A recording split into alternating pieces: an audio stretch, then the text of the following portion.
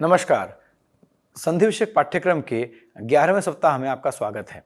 यद्यपि स्वागत तो पिछले सप्ताह में ही हो चुका है, परंतु इस सप्ताह में प्रतिदिन हम स्वागत करते रहेंगे। कारण यह है कि जिन प्रसंगों को हम लोगों ने देखा है उन प्रसंगों को अलग अलग शास्त्रों के अनुसार हम अभ्यास में डालकर देखने का प्रयास कर रहे हैं। तो संधि का अभ्यास हमने इससे पूर्व की कक्षा में नाट्य साहित्य, काव्य साहित्य और नीति साहित्य को लेकर हमने किया था। वस्तुतः काव्य शास्त्र को लेकर के किया था, जिसके अंतर्गत काव्य अर्थात महाकाव्य या श्लोक, नाट्य संवाद एवं नीति के संवाद या नीति के श्लोक सब आए थे। अब इसके बाद आज का जो प्रसंग है वह दर्शन ग्रंथों में संधि अभ्यास है। इसको समझने का प्रयास करेंगे। दर्शन ग्रंथों में संधि अभ्यास का यह तात्पर्य नहीं है कि यह किसी प्रकार की दुष्टता है। बस ये निवेदन यह है कि दर्शन ग्रंथों का जो प्रसंग है अर्थात जो हमको सूत्र मिलते हैं, जैसे हमको जो योग सूत्र में जो सूत्र आचार्य पतंजलि की कृपा से जो हमको प्राप्त होते हैं उनका तो भाष्य है, और उनका भाष्य पढ़ के भी अर्थ संपन्न समझ पाना एक मनुष्य के लिए कठिन ही है। वो प्रयास कर सकता है कि अधिक से अधिक उनकी कृपा प्राप्त कर सके। किंतु जो सूत्र है, जब वो सूत्र हम जब स्मरण करते हैं, जब हम उन सूत्रों को जब हम देखते हैं, तो संधि का ज्ञान अगर हमको है तो कम से कम उस सूत्र को तोड़ करके अर्थात उस सूत्र में कौन कौन से पद हैं ये तो समझ ही सकते हैं। तो इसीलिए आज का जो व्याख्यान है वह दर्शन ग्रंथों में संधि के अभ्यास को लेकर समर्पित है। तो आज हमने किन दर्शन के विषयों को लिया है उसको लेकर के स्लाइड पे ध्यान देंगे। आज पहले तो योग सूत्र में संधि के अभ्यास को देखेंगे, उसके बाद सांख्य कारिका में संधि अभ्यास देखेंगे, उसके बाद अर्थ संग्रह, वेदांत सार और तर्क संग्रह, अर्थात हम सांख्य, योग, मीमांसा, वेदांत और न्याय इन 5 दर्शनों के जो ग्रंथ हैं उन ग्रंथों के कुछ प्रसंगों को लेकर के उनमें संधि के अभ्यास को देखेंगे। तो यदि हम प्रारंभ करें तो योग सूत्र में संधि अभ्यास, जैसा कि हम जानते हैं कि योग सूत्र में 4 पाद हैं, समाधिपाद, साधनपाद, विभूतिपाद और कैवल्यपाद। तो इन चारों पाद के प्रथम 5 सूत्र हम लोगों ने यहाँ पर लिया है, जिससे यहाँ पर जो संधि का जो प्रसंग यहाँ पे हमको दिख रहा है उसको लेकर के हम चर्चा कर पाएं। समाधिपाद, जहाँ से योग सूत्र प्रारंभ होता है आचार्य पतंजलि के श्रीमुख से, तो वो प्रारंभ होता है अथ योगानुशासनम। अब देखिए योगानुशासनम, योग अनुशासनम, अब यहाँ पे दीर्घ का प्रसंग आ गया। इसके पहले के व्याख्यान में हम लोगों ने सिद्ध कर करके देखा था, और उन सिद्धियों के पश्चात मुझे आशा है कि सिद्ध करने का एक प्रयास आप इस बार स्वयं से करेंगे। तो इस बार हम लोग मौखिक देखेंगे कि कहाँ कहाँ किस प्रकार से संधि है, और मेरा आपसे ये निवेदन रहेगा कि आप जब अपनी उत्तर पुस्तिका साथ लेकर बैठ रहे हैं तो जो जो प्रसंग अर्थात जो जो रेड मार्क किया हुआ जो पद है उसकी संधि आप खुद से स्वयं से कर करके देखेंगे। ध्यान देने की बात है कि संस्कृत एक भाषा होने के साथ साथ एक परंपरा की संवाहिका भाषा भी है, अर्थात एक परंपरा का संवाहक है संस्कृत। तो इसलिए जब आप ध्यान देंगे कि संस्कृत के विषयों को जब आप पढ़ना शुरू करेंगे तो एक समय के बाद ऐसा भी प्रतीत होता है कि बहुत सारे विषय स्वतः आपको समझ में आने शुरू हो जाते हैं। अर्थात कहने का तात्पर्य क्या है कि अगर आप मन दे करके संधि के प्रसंगों को देखना प्रारंभ करते हैं और उसको अगर शास्त्रों में समझ करके लगाने का प्रयास करते हैं कि यहाँ पे कौन सी संधि है, क्या संधि है, तो ये करते करते करते आपकी अगर निष्ठा है तो धीरे धीरे अर्थ भी स्वतः स्पष्ट होना शुरू हो जाएगा। और इस विषय का संकेत आचार्य पतंजलि ने महाभाष्य के पश्पशान्निक में किया है। अस्तु, अभी वह प्रसंग नहीं है इसलिए उस पर विचार नहीं करेंगे, पर कहने का तात्पर्य सीधा सीधा यही है। जैसे उदाहरण के लिए हमारे भारतीय परंपरा में अगर हम देखें तो हम हमेशा देखते हैं कि जो हमारी देवियाँ हैं, जो चतुर्भुज आकार की जो देवियाँ हैं, जिनके पास चतुर्भुज है, जो जिनके पास 4 भुजाएं हैं, तो उनमें हमेशा उनका एक हाथ ऐसे देने की मुद्रा में रहता है, अर्थात देने के लिए वो तैयार हैं, बस हमारे पास वो योग्यता होनी चाहिए। जैसे उदाहरण के लिए अगर गंगा बह रही हैं तो उसमें से अगर कोई एक लोटा पानी निकाल ले, एक बाल्टी पानी निकाल ले, तो उससे गंगा के प्रवाह में कोई असर नहीं होगा, उनको कोई प्रभाव नहीं होगा, परंतु हमारा काम हो जाएगा। तो विद्या के प्रसंग में भी यही विषय है। तो जितना अधिक अभ्यास करेंगे उतनी ही अधिक अपनी योग्यता होती है, और जितनी अधिक योग्यता होती है उतनी ही अधिक अपने अंदर पात्रता का विस्तार होता है, और उतना ही ज़्यादा हम अपने कार्य को लेकर के समृद्ध हो पाते हैं। तो इसी के साथ पुनः स्लाइड पे हम ध्यान देंगे तो हम पाएंगे कि अथा योगानुशासनम, यहाँ पर योगानुशासनम, यहाँ पर दीर्घ संधि का प्रसंग हमको दिख रहा है। योगश्चित्तवृत्ति निरोधः, योगः चित्तवृत्ति निरोधः, यहाँ पहले सत्व संधि हो जाएगी विसर्जन से सह, उसके बाद चित्त, हम यहाँ पे देखिए चित्तवृत्ति, तो यहाँ पे च्युत संधि हो जाएगी, अर्थात यहाँ पे दो प्रसंग मिल जाते हैं।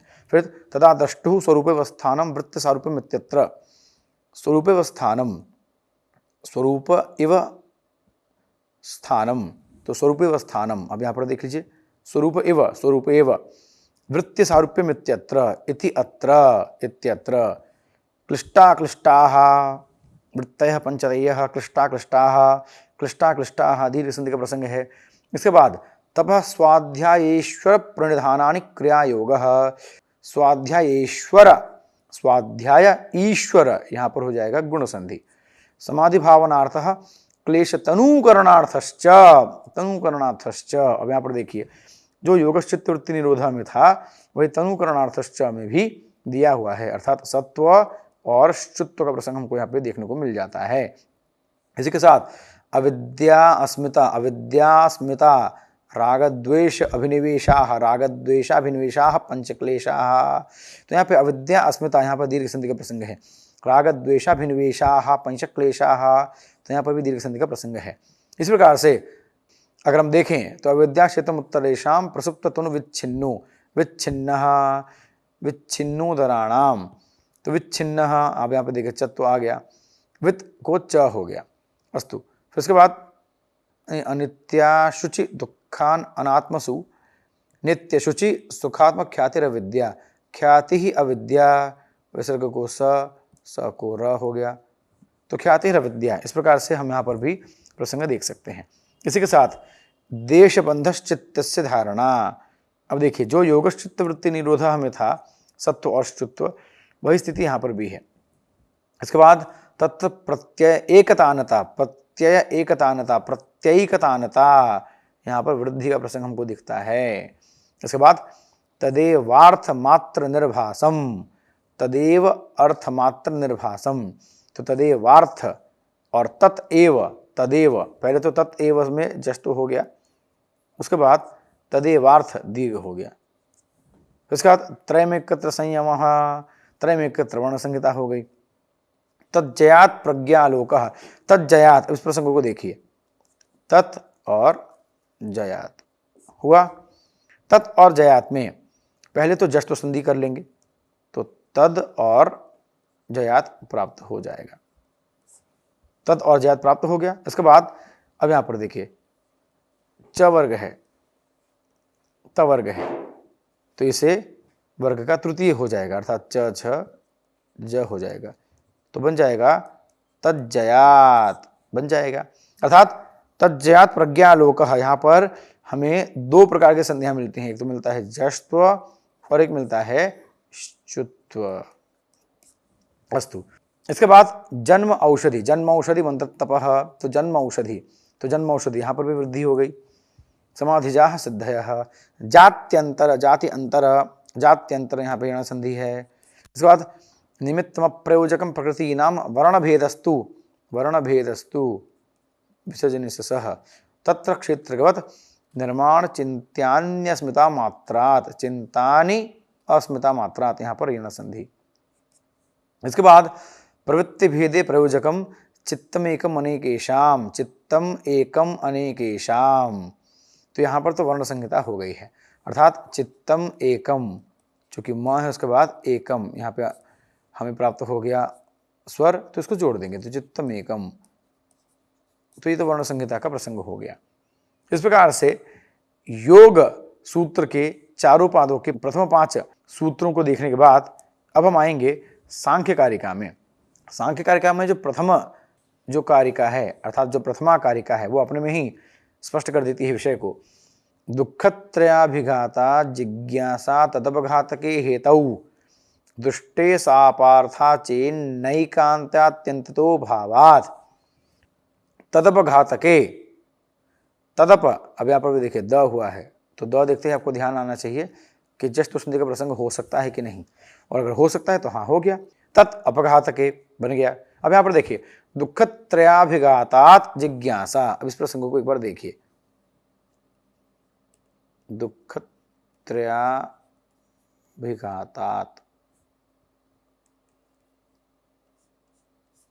पहले तो दुःखत्रयाभिघातात् में दुःखत्रय और अभिघात, तो यहां तो पहले दीर्घ हो गया, दीर्घ होने के बाद दुःखत्रयाभिघातात् जिज्ञासा। अब त के बाद ज आ गया, इस त को इसके पहले पूर्व में जो हमने देखा तज्जयात जश्त्वश्चुत्व, अब इसी प्रकार से त को हो गया द, फिर द के बाद जिज्ञासा, ज आ गया तो त को हो जाएगा ज। तो दुःखत्रयाभिघाता जिज्ञासा तदभिघात के हेतु, यहाँ पर दुःखत्रयाभिघाता जिज्ञासा, यहाँ पर हमें दो संधियां मिल जाती हैं, जश्त्व और श्चुत्व। इसी प्रकार से दृष्टव्यदानुश्रविकः स ह्यविशुद्धि क्षयातिशय युक्तः। अब ह्यविशुद्धि ही अविशुद्धि ही अविशुद्धि ही, अब यहाँ पर हो गया यण संधि का प्रसंग। दृष्टव्यदानुश्रविकः, दृष्टवत अनुश्रविकः, तो दृष्टवत तो त को द हो गया, यहाँ पर भी जश्त्व संधि। तत् विपरीतः, तद विपरीतः, यहाँ भी जश्त्व संधि। व्यक्ताव्यक्तज्ञ विज्ञानात्, अस्तु। इस प्रकार से मूल प्रकृति विकृति महदाद्या प्रकृति विकृतयः सप्त के साथ षोडकस्तु। अब यहाँ पर देखिए षोडकस्तु, यहाँ पे सत्व संधि हो गई। विकारो न, यहाँ पे उत्व हो गया। प्रकृतिर न, प्रकृति ही न, अब सकुर्र, विकृति पुरुष। अब देखिए विकृति ही पुरुषः, विकृति ही पुरुषः, ये बड़ा रोचक है। क्यों? क्योंकि विसर्ग के बाद प आ गया, तो विकृति ही पुरुषः। अब इसको हम प आने के कारण उपधमानी भी बना सकते हैं, प्रकृति पुरुषः ऐसा भी बन सकता है। यद्यपि सांख्य कारिका में हमें कारिका प्राप्त हो चुकी है और वो आचार्य के द्वारा लिखित है, इसलिए उसमें वहां पर हम कुछ आगे पीछे नहीं कर सकते, परंतु समझिए विकृति ही पुरुषः को विकृति पुरुषः ऐसे भी कहा जा सकता है उपधमानीय के द्वारा। प्रमाणात ही, अब यहां पर देखिए प्रमाणात ही, ये प्रमाणात ही जो हो गया, पहले त को द हो गया, फिर उसके बाद ह को हुआ ध, तो प्रमाणाधि। ह को ध कैसे हुआ, ये प्रसंग आप संधि से चूंकि देख चुके हैं तो आपको ध्यान होगा कि किस प्रकार से अपने प्रसंग को लेकर के ये आता है। कहीं यह झय हो अन्य तरह से हम तो नहीं, विचार करिएगा। तो प्रमाणाधि प्रमाणाधि ऐसा बन जाएगा, जैसे अत ही तो अधि बन सकता है। तो कैसे बना, इसको प्रसंग में देखिएगा। तल्लिंग, अब देखिए पहली बार अब तक हमें प्रसंग में मिला है तोरली। तोरली क्या कहता है कि त वर्ग के बाद अगर ल आ जाए तो ये परसवर्ण हो जाता है, अर्थात त वर्ग अपने ल में ही बदल जाता है। तो तत्लिंग तल्लिंग बन गया। श्रुति ही आप्तवचनम, श्रुतिराप्तवचनम, विसर्ग को सकुरा हो गया। इसी प्रकार से अर्थ संग्रह में भी अगर हम देखें तो भगवान जैमिनी, तो भगवान जैमिनी, यहाँ पर देखिए यहाँ पर परसवर्ण हुआ है। अगर ये पूछ दिया जाए कि भगवान जैमिनी यहाँ पर कौन सी संधि है, तो भगवान जैमिनी। अब चूंकि आपने ज और य देखा, ये देखिए तरीका है समझने का कि कौन सी संधि है। भगवान जैमिनी, अब देखिए ज के साथ य है, अर्थात ज के साथ उसके वर्ग का पंचम वर्ण है, तो यहाँ पर पंचम वर्ण अर्थात परसवर्ण होने की संभावना सबसे बलवती होती है। तो परसवर्ण है कि नहीं इसको देख लेंगे तो स्पष्ट हो जाएगा। तो भगवान जैमिनी धर्म विवेकाय द्वादश लक्षणीम प्रणिनाय, द्वादश लक्षणीम, यहाँ पे मूनुस्वार है, जो म था उसका धल आ गया, अर्थात लक्षणीम के बाद प्रणिनाय आ गया, तो ये हो गया लक्षणीम। तत्रादौ, तत्र आदौ, तत्रादौ दीर्घ, धर्म जिज्ञासां सूत्रयामास, अथा तो धर्म जिज्ञासा। अब यहाँ पे अथ अत, अब यहाँ पे अथ और अत, सबसे पहले तो दीर्घ हुआ, फिर अथा तो धर्म अर्थातः धर्म, तो अथा तो धर्म, हर्ष शिव बंध्य की तरह अथा तो धर्म बन गया। इस प्रकार से अथात्र शब्द, तो अथात्र शब्दों हो गया। वेदाध्ययनानंतर्य, वेदाध्ययन आनंतर्य, वेदाध्ययनानंतर्य, यहाँ पे दीर्घ हो गया। वेद अध्ययन से वेदाध्ययन से स्वाध्यायोध्येतव्य, अब यहाँ पे अतोर प्रताद प्रत्यय की प्रवृत्ति आती है। इति अध्ययन विधौ, यहाँ पे की प्रवृत्ति आ गई। तदध्ययनस्यार्थ, यहाँ पे जस्तो का प्रसंग आ गया। इसी प्रकार से यागादिरेव धर्मः, यागादि, पहले तो याग आदि, यागादि, फिर यागादि एव, यागादिरेव हो गया। तल्लक्षणम, अब देखिए पुनः तोरली का प्रसंग आ गया। तत्लक्षणम तल्लक्षणम, प्रयोजनम वदर्थो धर्म इति उत्व, हमें यहाँ पे उत्व संधि का प्रसंग अत्यंत प्राप्त हो रहा है। उत्व के साथ साथ हम देख सकते हैं कि जस्तो का प्रसंग अत्यंत रूप से प्राप्त होता है। जस्तो का प्रसंग चूंकि हिंदी में भी प्राप्त होता है, जैसे जगदीश इत्यादि शब्द में, तो जस्तो का प्रसंग स्पष्ट होता है, परंतु उत्व पे ध्यान देने की आवश्यकता है। ये आप यहाँ पर देख करके समझ रहे होंगे। और उसके साथ साथ परसवर्ण भी समान रूप से महत्वपूर्ण है।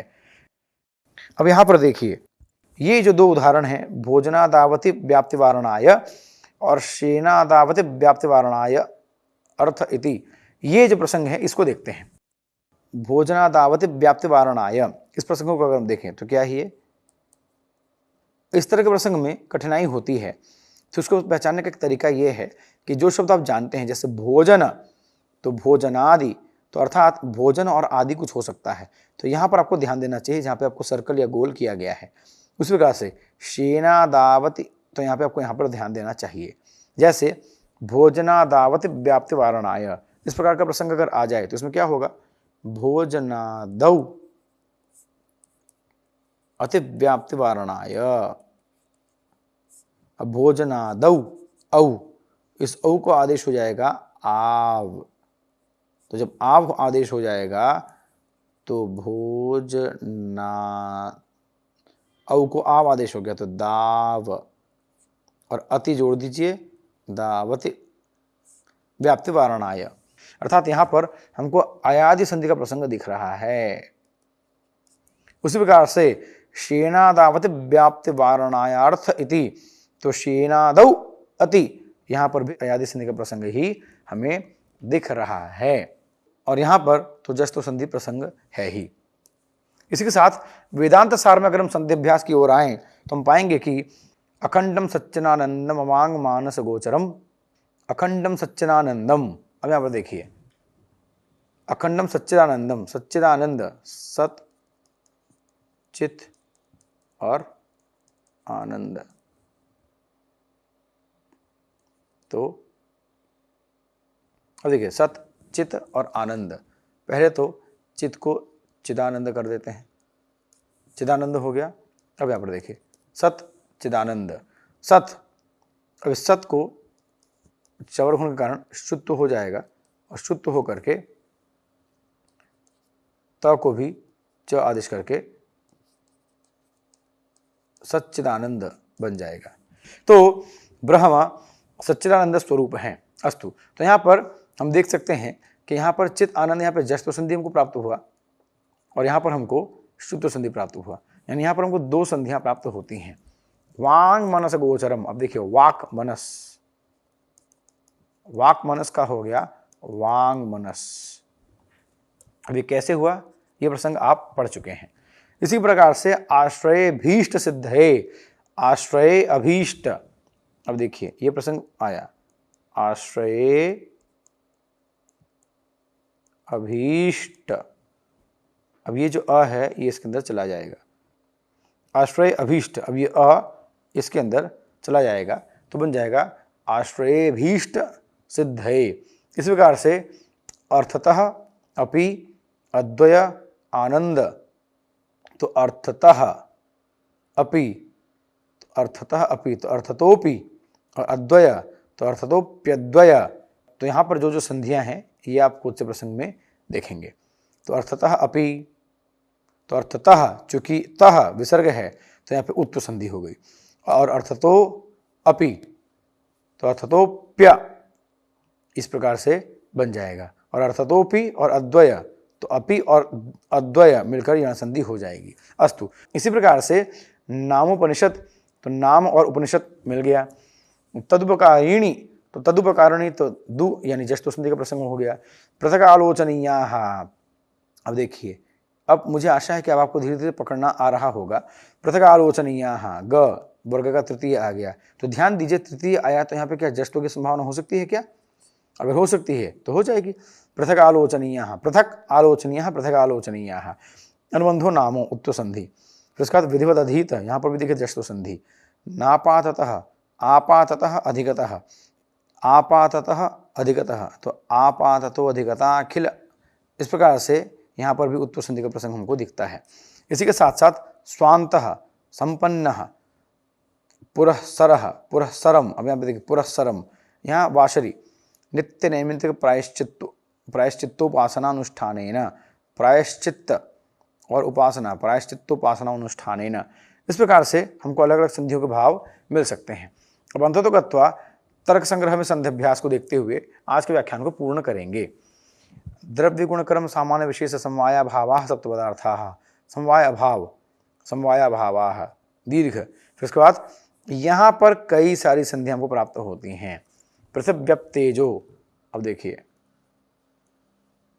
पृथ्वी अप, तो पृथिव्यप प्राप्त हो गया। फिर तेजः वायु, वो देखिए तेजः वायु, उत्तु हो गया, तो तेजो वायु हो गया। आकाश काल, ये तो ठीक है, आकाश काल में कोई दिक्कत नहीं है, परंतु तेजो वायु और आकाश, तो वायु और आकाश, तो ऊ को हो गया व, तो क्या बनेगा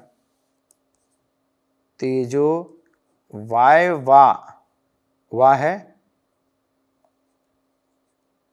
वायवा काश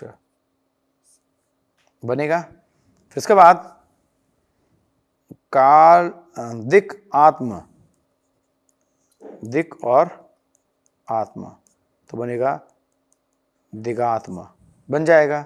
मनांसी नव एव, नवैव, ये तो वृद्धि हो गई, परंतु यहाँ पर देखिए पृथिव्यप तेजो वायवाकाश काल दिगात्म मनांसी नवैव, तो यहाँ पर कितनी सारी संधियां हमको प्राप्त हो रही हैं। तो अगर संधि का विषय हमको स्पष्ट रहेगा तो हम सभी समझ सकते हैं कि इसमें कौन कौन सी संधि है। यहाँ पर हमको यण संधि दिखी, यहाँ पर हमको उत्तर संधि दिखी, फिर हमको यहाँ पर जश्न संधि दिखी, इस प्रकार से अलग अलग संधि हमको यहाँ पर प्राप्त हो रही हैं। तो अगर हम ध्यान देंगे तो हमको पता चलेगा कि कहाँ कौन सी संधि है, और उससे हमको अर्थ को स्पष्ट करने में या स्मरण करने में भी सहायता प्राप्त होगी। इसके साथ परत्वापरत्व, परत्व और अपरत्व, दीर्घ संधि। धर्माधर्म संस्काराश्च चतुर्विंशति गुणाः, तो संस्काराः चतुर्विंशति, संस्काराश्च चतुर्विंशति, यहाँ पे हो गया सत्व और शुत्व दोनों हो गया। चतुर्विंशति ही गुणाः, चतुर्विंशति ही गुणाः विसर्ग को सकुर, चतुर्विंशति ही गुणाः बन गया। फिर उत्क्षेपण अपक्षेपण आकुंचन प्रसारण गमनानि पंचकर्माणि, तो उत्क्षेपण अपक्षेपण यहाँ पे दीर्घ हो गया, अपक्षेपण आकुंचन, अपक्षेपण आकुंचन यहाँ भी दीर्घ हो गया।